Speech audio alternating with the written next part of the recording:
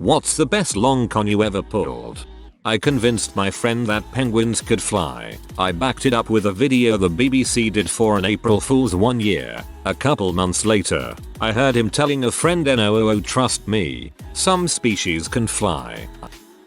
My dad made up a fictional person where he works 11 years ago. He will occasionally call him over the PA system and watch as everyone gets confused about who this guy is. The funniest part is that this guy has worked there for 11 years and nobody knows who he is.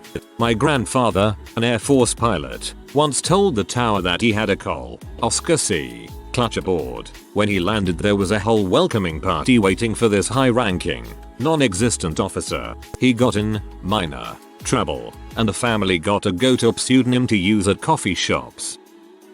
At the fast food place I worked at, I had a running one where the light switches for the bathrooms were in the main dining room. So every time a new person would start I would tell them the lights were clappers. They would go in there and clap to try it out and I would just flick them off and on. Usually they would catch on after 2-3 shifts though. Well, we had one person who I was able to have her believe it for about a month and a half. She would even clap and I would be away from the switches and would come out of the bathroom to ask if the clappers were broken and I would have her try it again and just flickered the lights. I was a little bored there sometimes.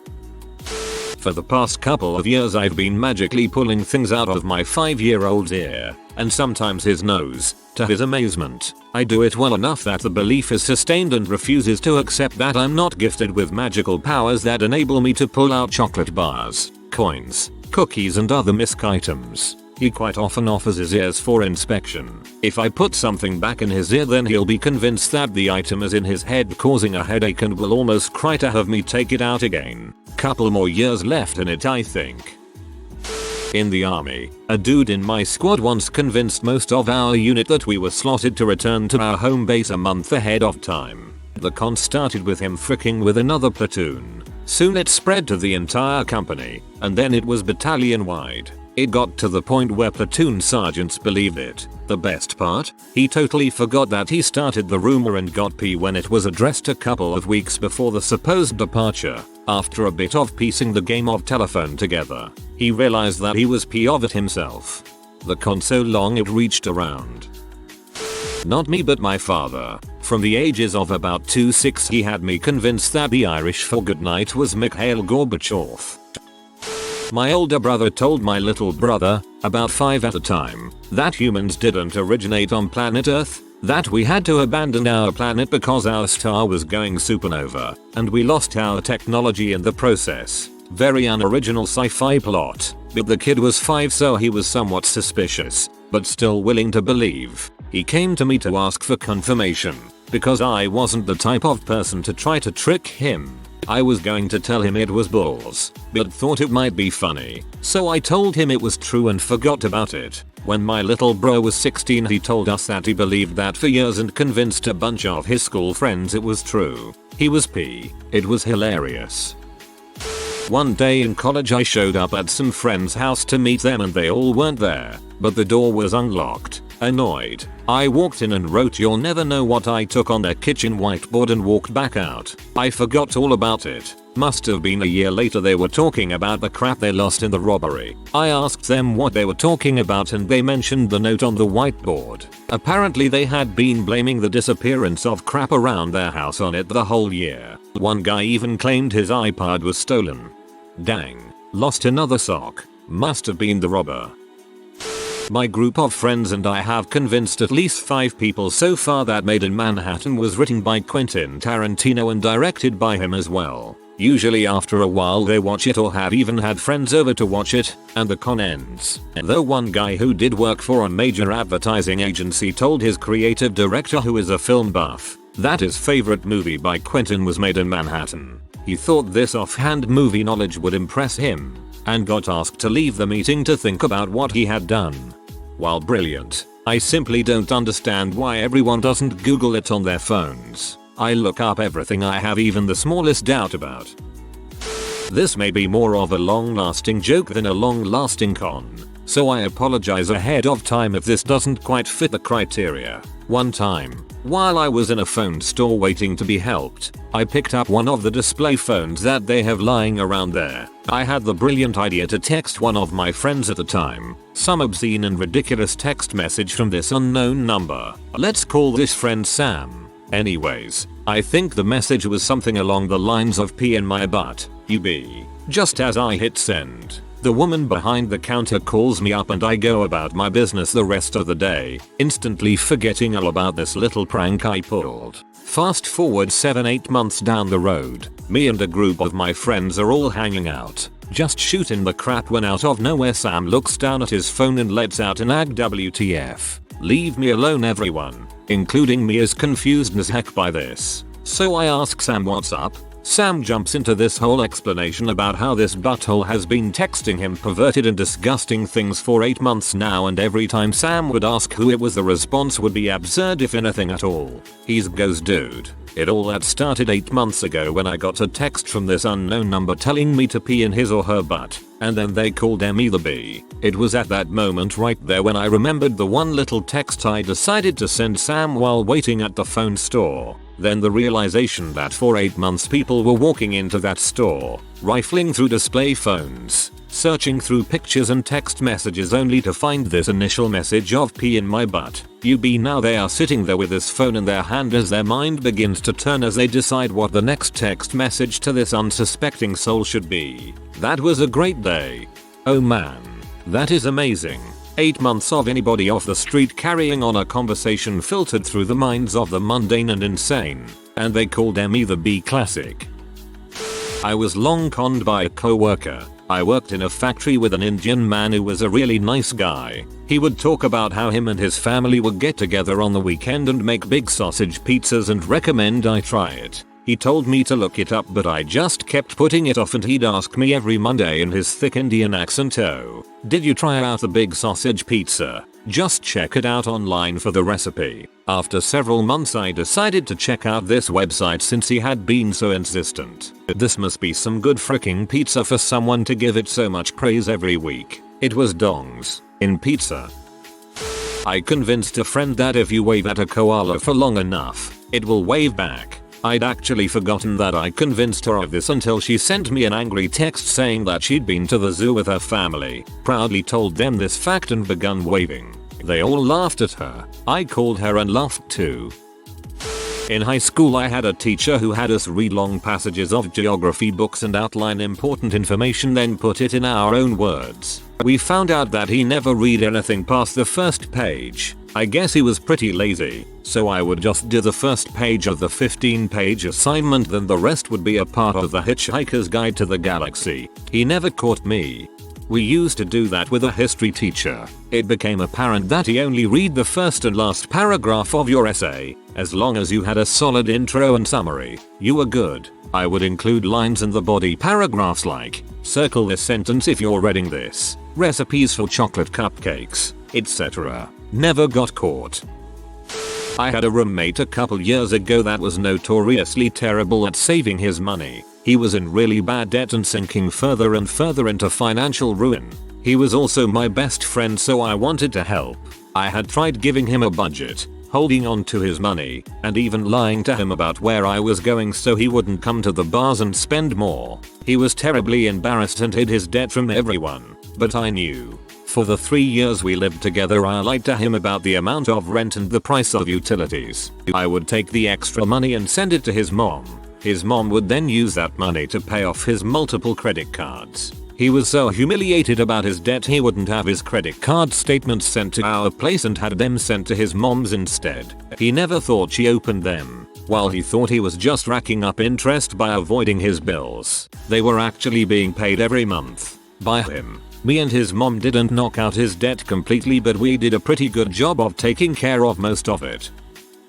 We had these omelette crispers in my freezer one time. Microwavable bread pockets filled with egg and cheese. Like Hot Pockets. But the breading was soggy and tasted gross. Anyway, there was one left. And just a frick with my brother, I ate it and said how delicious it was, even though it was disgusting. After a few bites of pure bliss, as he thought it was, he asked for a bite to try it. Of course, I refused, as it was fantastic. He kept asking for a bite, and I kept refusing. This turned into a chase around the house, me eating it all along. Finally, I finished it without him having gotten a taste. He says he doesn't care, it's whatever, yada yada. For a few days, I mention it to our parents when he's nearby but doesn't think I know he can hear, saying how good it was. He can't get it out of his head how great this sounds. Finally, after a week, he goes out and buys a box. He gets home and immediately begins to heat one up. He's gloating the whole time about how I won't get a single one. They're all his, blah blah. The whole time, I'm looking disappointed, while I'm really trying not to burst out laughing. It finishes, he takes a bit, and I swear I can see his face go green. He practically vomits in the sink while I struggle to breathe from laughing so hard. Dumb? Yes. Worth it? Very. You are amazing. I greatly admire your self-sacrifice. My brother conned me out of months of allowance by setting up a communal fish fund which was meant to pay for fish food, other pet stuff. So we'd both put half our allowance money in each week, but I didn't notice for almost a year that not all the money was going to our pet fish. He was fudging the books. Your brother is the accountant from heck. A coworker would always print recipes out on a communal printer. Another coworker sat by the printer and would always steal the printout. First coworker was always a little confused but would just print out a second copy. This went on for months, and around Christmas time the sneaky coworker bound all the recipes together in a book and left it on her desk. This is my one story Reddit seems most familiar with. Had a coworker who made our job miserable. Her job title was secretary, but we joked that it was internet quality control. In general she was selfish and childish, which we all were, but looked down at us and went to the boss crying when we joked back in retort to jokes like her own. She was a stick-skin, snobbish, blonde, know-it-all. The straw for me was early on in my employment. My aunt sent me a large jar filled with various candy as a congratulations. We went on a video shoot and came back a few hours later to find she had single-handedly eaten nearly half the jar. Later that week, she ate a half dozen donuts I brought in. Our long-con was developed shortly after discussing my frustrations with the others on the creative team. What if, we posed, there was always candy in the jar? What if donuts around our office was a regular thing? We committed to making her fat by means of a strategic campaign wherein we all brought junk food and bags of individually wrapped candies specifically for her consumption. In 6 months she had put on at least 30 pounds and required a whole new wardrobe. And while 10 years later I don't feel as beamingly proud of the whole thing as I did then, at the time it was a badge of honor. In senior year of high school, I brought a bag lunch to school every other day. In this bag lunch was always a single, solitary hard-boiled egg. A friend of mine, being an outstanding gentleman, would always offer to crack the egg for me, and then proceeded to use the head or shoulder of whoever was closest to him as a hard surface. Everyone made a game of it. He had to be sneaky, or enlist others to distract his target. All in all it was good-natured, immature fun. We probably would have gotten bored and stopped after a week or two, but then I had the idea. The beautiful, perfect idea. I started tossing him the egg. I changed things up, slowly tossing it harder and further, till it was more a game of how hard and far we could throw it without it cracking. For 6 months, I trained him like my perfect little egg catching monkey. He could and would catch an egg in his sleep. Heck, he had become genuinely proud of his ability to field hard-boiled eggs. And, on the final day of school, I arrived on campus with a single, solitary, uncooked egg. For half a year I had imagined my friend's face as he crushed that egg in his bare fist like a tiny little soda can. I will never know a joy as great as the good 10 seconds he stood there, egg seeping out of his hand, utterly and completely confused as to what had just happened. I convinced my brother when he was little that duck sauce is made from real ducks. He was horrified. I would make a big show of putting it on an egg roll and saying how good it was. He continued to be nauseated through the years. I finally told him the truth when he was in high school. It still took several years before he would try it. When I was in the military, I would answer the phone in my shop with an Irish accent. Note, to real Irish people, yes, I sound like a plastic paddy. However, voices and impressions are one of the things I'm pretty good at overall, so I had people outside my unit convinced I was Irish. My last name is an Irish one, so it helped. This lasted for well over a year, until I was gone for a week on vacation and someone called up and then asked for the Irish airman. We don't have an Irish airman. Yeah you do. Airman Etwasad. He's as much Irish as Bud Light. I didn't quite get punished for it, but I got a talking to over it. My boss couldn't keep a straight face though, and ended up making me go through some of my sillier voices instead of actually counsel me. It's a 6-year con. I convinced my best friend's girlfriend that I was studying abroad here from the Philippines. I met her our freshman year when my friend and I were roommates in the dorms. My friend knew I had a really good Filipino accent, so he planned this whole prank of me talking to his girl with my accent, and we came up with this whole story of how I came from this poor village and I'm here to study in America for better opportunities. It was supposed to be a one-time prank, but we kept it going for no other reason other than we thought it was funny. She eventually caught me speaking regularly about 2 years into it, and my friend was able to convince her that I worked on my accent so that it wouldn't hinder me when I look for jobs. It's been 6 years now and they're engaged, going to be married next year. We still haven't told her. It's not even that funny anymore, but neither of us know how to break it to her, so we're sticking with it. Here's how we keep the joke going. 1. Sometimes I mispronounce big words just to make her think there's some words I don't know how to pronounce correctly, and then I ask her to help me say it correctly. LOL.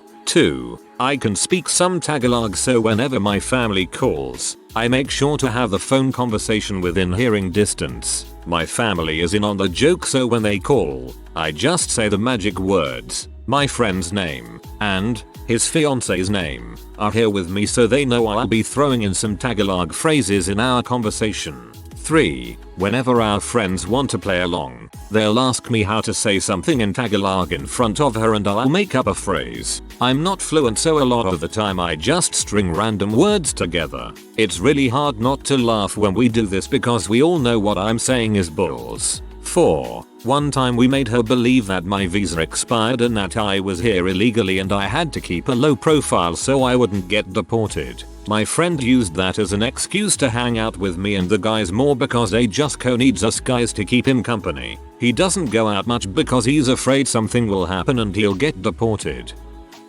I got migraines a few times during my teenage years. They only happened maybe 3-5 times and then went away, never to return.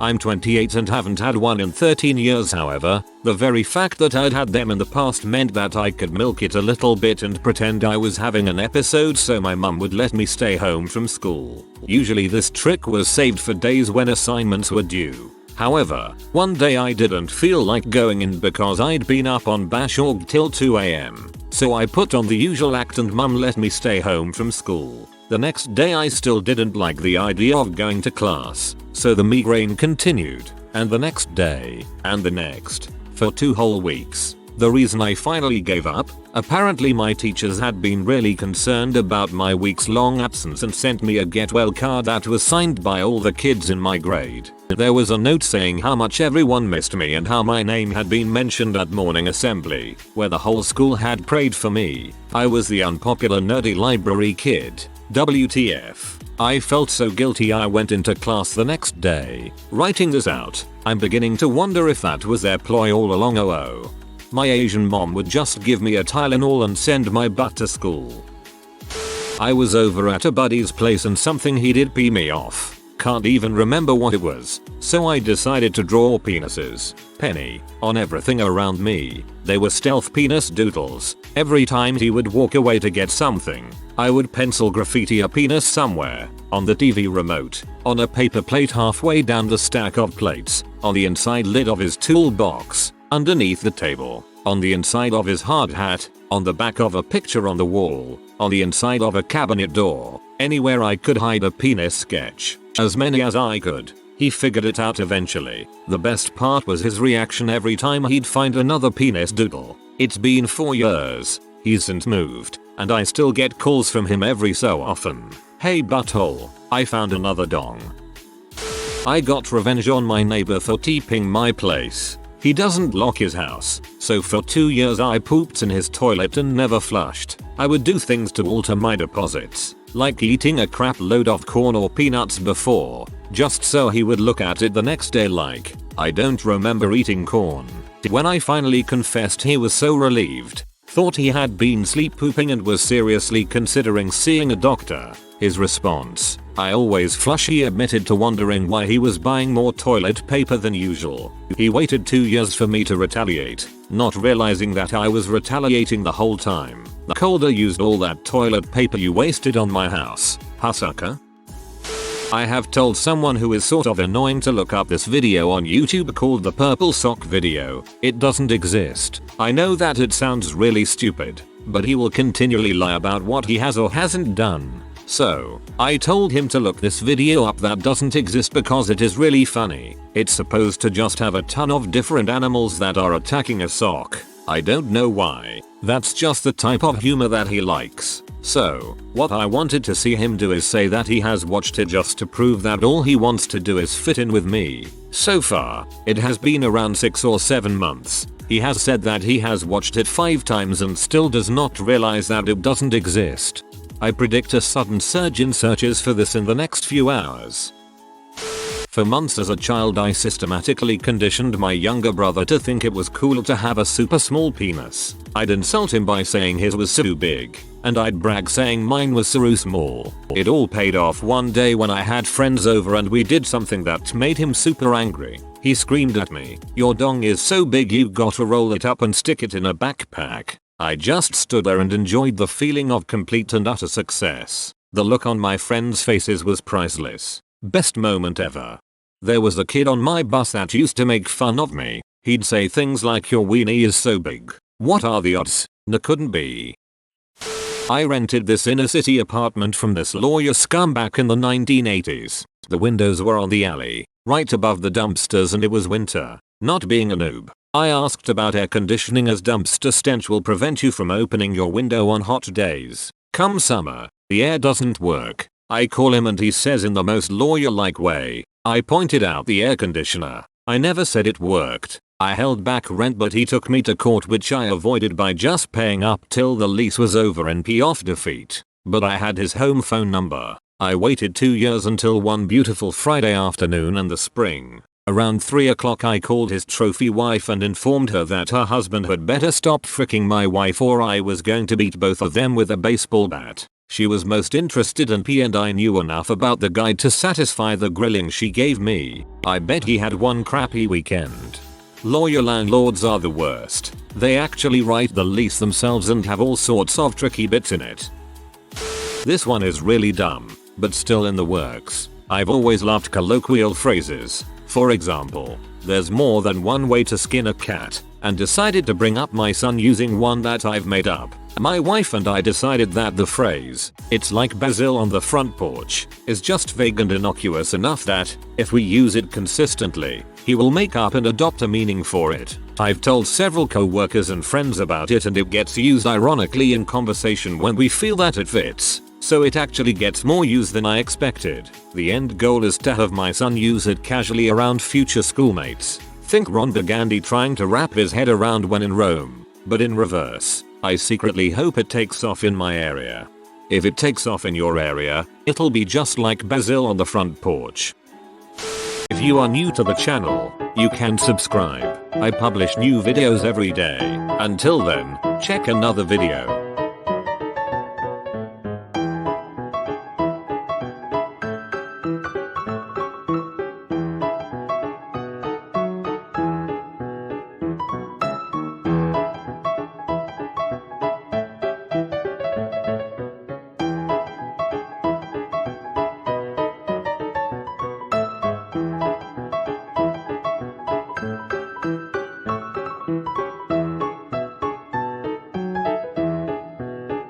Bye for now.